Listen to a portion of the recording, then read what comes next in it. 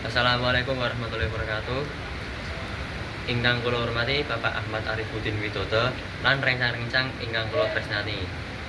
Keparengan kula ngaturaken puji syukur wonten ngarsanipun Allah Subhanahu wa taala ingkang tansah kawilujenang lan ketentraman ingkang sedaya. Wonten ing kalenggan punika kula badhe nyandharaken babagan utamanipun selawatan.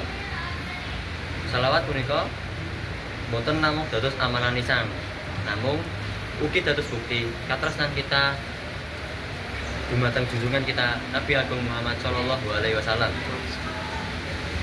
Kanthi asring maos selawat, muga-muga manah kita dados tentrem pikantuk syafaat wonten ing dinten akhir sarta nambah berkah kagem gesang kita sedaya.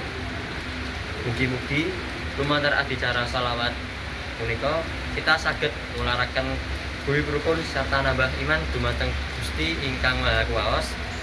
Pungkasaning atur, mbok bilih wonten klantha kelentingung, atur saha sukacita kula nyuwun agunging kula sama. Wassalamualaikum warahmatullahi wabarakatuh.